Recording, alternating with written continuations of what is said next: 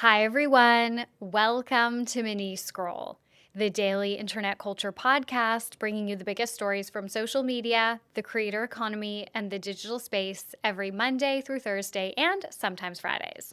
I'm your host, Lauren Meisner, the founder of the youth digital media brand, Centennial World.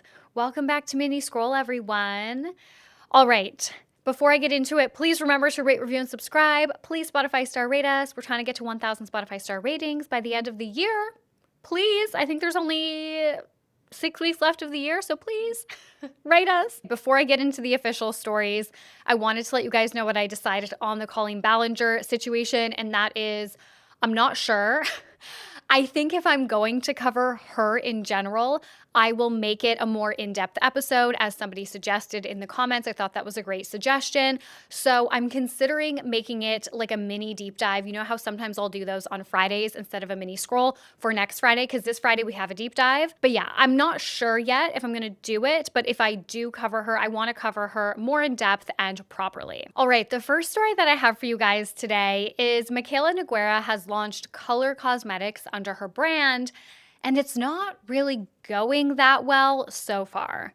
So we all know that Mikayla Nogueira launched her own brand called POV Beauty in March of this year. She launched with a skincare range, and now this week has officially launched color cosmetics. So the first color cosmetics to come out of this side of the brand is called the Ampit Lip Kits.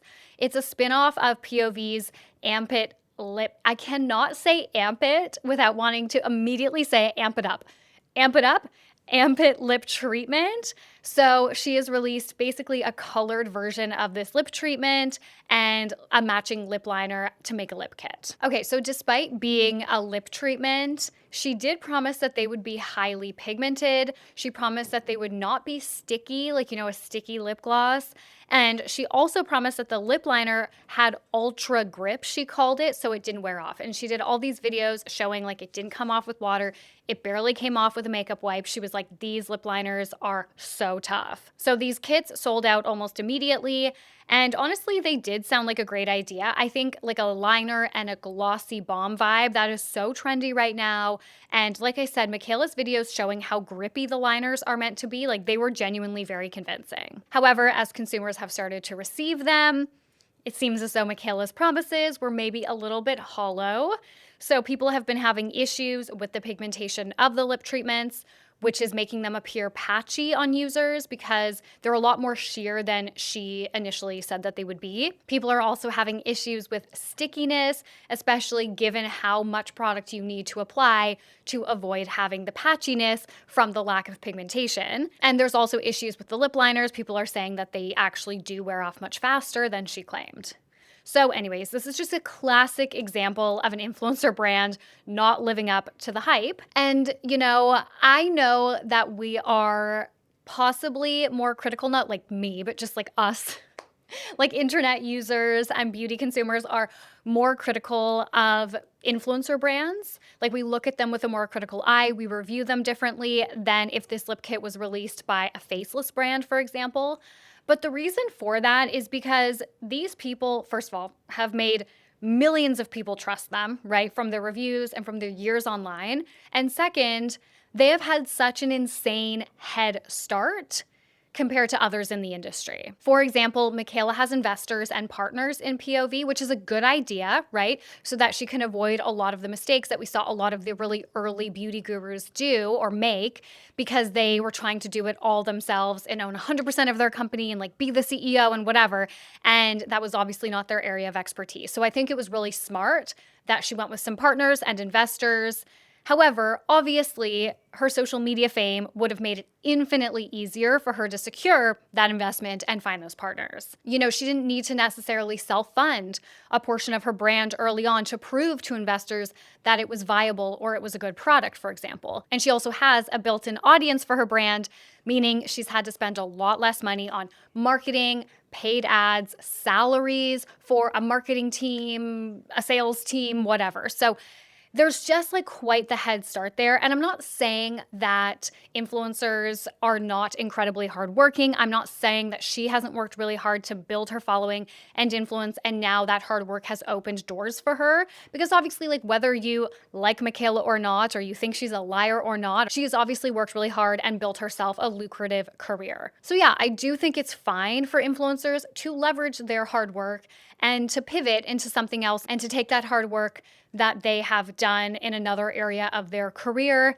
and be able to use that in their pivot. Like we all obviously do that in some way or another in our careers, but you can't have it both ways in life, sadly. Like you can't have all the influence and money and power that comes with being one of the most famous influencers in the beauty space right now without the consequences of that extremity.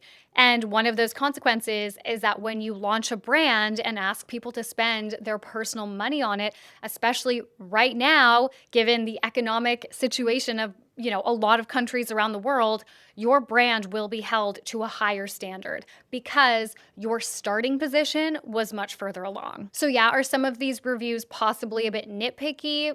Sure, but that's why. Okay, the next story that I have for you guys is I'm going to break down what's going on with the New York City influencer Famita Mendez going viral all over social media for really horrible reasons. And big trigger warning here, this story involves the death of a dog. So this creator named Famita has several accounts online where she posts mostly food and lifestyle content. Her main account is Mendez, like MEDES00. And a few days ago, people started talking about her because of a food review scandal. And now this scandal has snowballed, and internet users have learned more about her, looked into her, and they have discovered something else really dark in her history. So this is what the food review situation was. So Famita was invited by the restaurant Chef Papa in New York City to do a meal collab where she ate for free in exchange for a tip and posting a review of the restaurant. The restaurant owner basically put her on blast, claiming that they comped her a $200 meal.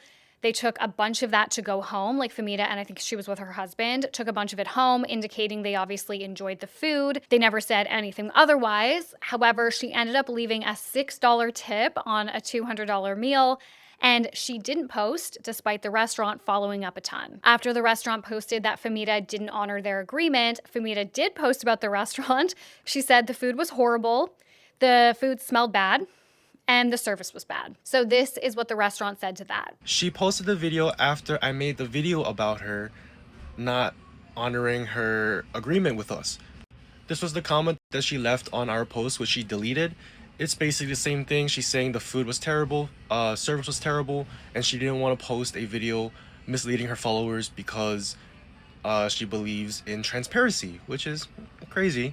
This was my response, stating basically, you came to my restaurant, you ate the food, we asked you how was everything, you told us everything was great, service was great, food was great. Then you left the restaurant knowing that you weren't going to post us because you thought everything was terrible. But not only do you sound super ignorant, because if you know Vietnamese food, you know it's known for its strong aroma, fish sauce, shrimp paste, and even our food is Americanized because at home when we cook it, it's meant to be super strong. Maybe you didn't know that because everyone has a complex palate. I won't blame you for it. Vietnamese food won't be for everyone. But you can't make the excuse saying the food was terrible, so I'm not going to post them. If you truly did not enjoy the food, you would have told me or the server the food wasn't good, I didn't like it. I don't want to mislead my followers. I don't want to post a video featuring a restaurant. And I would have been fine with that. You could have paid the bill and left. But no. You told us everything was great, food was great, service was great. You packed everything to go. $200 worth of food for 2 people. Okay, so the way that she handled this situation went kind of viral. I mean, how many times do we need to see this? I'm really surprised. Maybe like I just am a little bit old because, I used to do YouTube and like I used to do that kind of stuff. I used to do restaurant collabs all the time because until you're like a really big influencer, you have to do a lot of collabs basically. I would do restaurant collabs all the time. I have tons of friends that still do restaurant collabs. It's like a known thing. You have to post about the restaurant. If you didn't like your experience, you don't necessarily have to still post something positive, but you have to post that you were there. You have to tag the restaurant. You have to do the agreement. And How many times have we now talked about these influencers from TikTok who like don't hold up that end of the agreement? Anyways, so the way she handled this went really viral and has now unearthed a much bigger issue in her past. That Famita and her husband were babysitting a husky and the dog allegedly died in their care. After the dog allegedly died in their care, they allegedly put the dog's body in a garbage bag inside of a suitcase to deliver it back to the owner.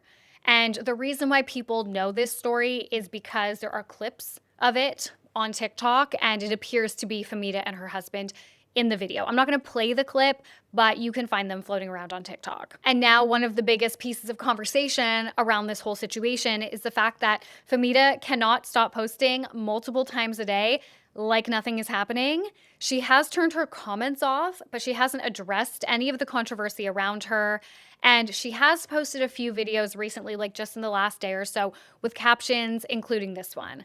Literally, just let people be wrong about you. It does not matter. It's not your job to make sure that everyone's perceptions of you are accurate. Just be a good person and let them be. Okay, sure. But I fear if thousands of people thought that I had something to do with animal abuse or possibly a dog dying in my care, I would be clearing that up real fast if it was not accurate. Okay, and the last story that I have for you guys is I need to talk about how the iJustine song is going viral everywhere and all of the AI accusations against it. So on November 6th, a TikTok user, Kira, dropped a music video for her song iJustine about the OG tech YouTuber iJustine. It's like a hyper bubblegum electro pop song. The song is literally triple platinum in my household. Like, I listen to that song all day, every day. I am so obsessed with it. It's so fucking good.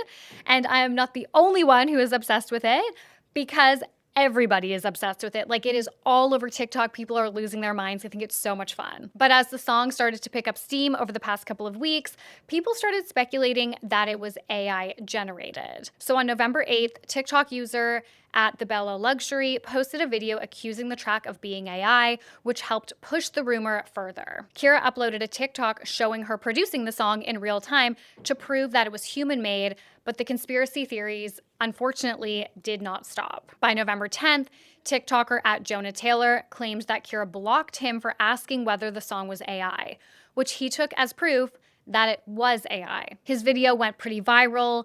It got almost 1 million views in, just 4 days. And then things really escalated on November 12th when Kira posted and later deleted a statement saying she was quitting music altogether and might delete the song. The announcement spread across TikTok, it spread across X, and she later followed it up with another video denying the AI accusations again, claiming that this guy, Jonah Taylor, actually blocked her. And then iJustine herself posted with the song and said that she doesn't care if it's AI or not because, obviously she loves the song. After seeing that iJustine herself had posted about it, Kira updated her earlier statement about quitting, writing on YouTube, "Okay, iJustine, lit just used the audio on TikTok. Holy goat, oh my God, if that isn't a sign to stay, then I don't know what is." I am in the camp that it's not AI.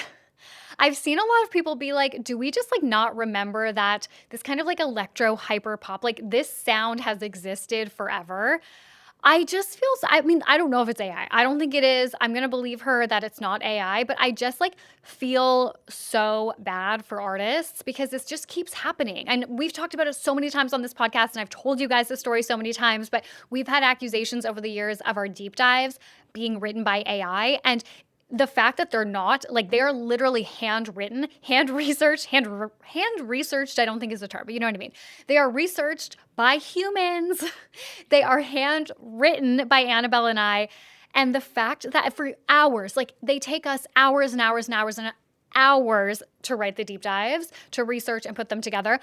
And the fact that people think that they're just AI and accuse us of that as if they know for a fact. They're like, well, no, it's written, it sounds so much like ChatGPT. Okay, well, it's not.